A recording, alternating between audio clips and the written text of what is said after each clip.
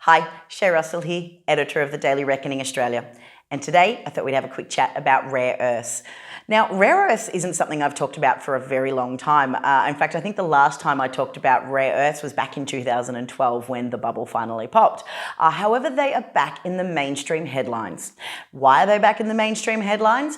Well, a lot of the press in the mainstream headlines is floating the idea that China may retaliate in the trade wars by banning the export of rare earths to the US.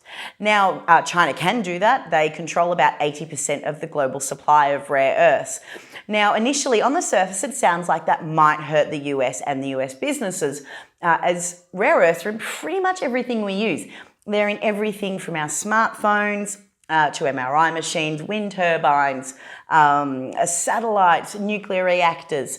Basically, rare earths are very important to a tech-driven future. So as I said, on the surface, it sounds like something that it could hurt the US. However, these big scary headlines that I'm reading, I don't think that it's going to have as much impact as we'd like to think. But first of all, the reason why is because we need to do a little bit of a background. Now, the reason why China does control the rare earth market is that the majority of the resources can be found inside the country. Of the 120 million tonne reserves known of rare earths, 99 million tonnes of them can be found in China.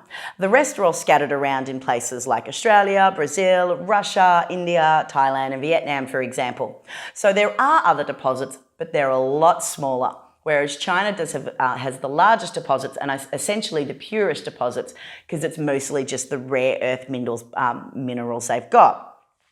Now, the second reason why China pretty much dominates the supply is because it's dirty work and it's dangerous work and it's expensive.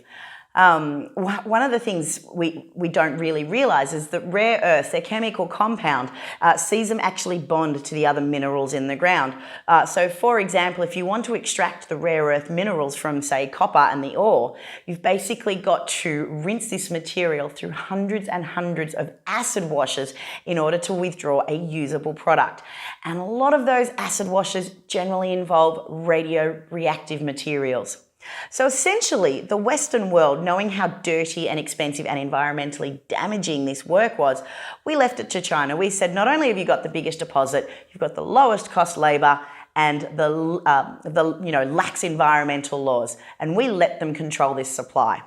However, the controlling this supply first actually became an issue back in 2010.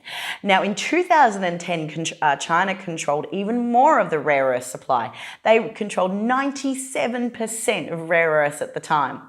Now, towards the end of 2010, there was a dispute between Chinese and Japanese ships over a shipping channel. And as a result, China actually banned the sale of rare earth exports to Japan.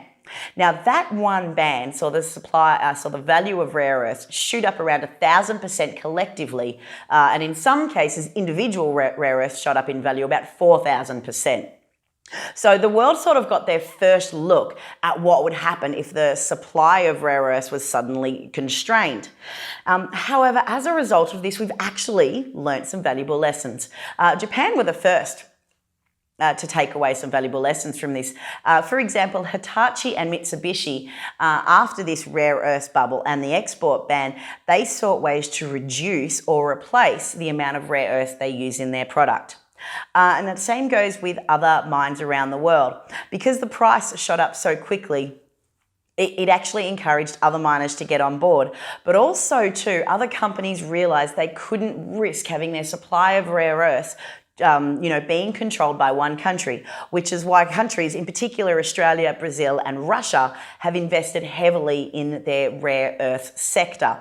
So China might have some big talk about banning rare earths and trying to cut off the rare earth supply to the US. The problem is, especially with Russia, Brazil and Australia, there are mines that are ready and capable of increasing their rare earth production at last minute notice. So that means rare earths could go up in value just a little bit, but China might not be able to cut off supply to the US like they actually hope for. That's all I've got for you today. I'll be back later in the week with more. Thanks for watching. Make sure you subscribe to our YouTube channel for more video updates. Plus, right now, you can get a free guide to investing in gold. It's called The Best Way to Buy, Sell and Store Gold in Australia. You'll learn how to decide on what type of gold to buy, which Australian gold dealers to trust, whether you should buy bullion or ETFs, and the best and cheapest way to store your gold. All you need to do to get your copy is to click the link in the description below or go to thedailyreckoning.com.au/gold.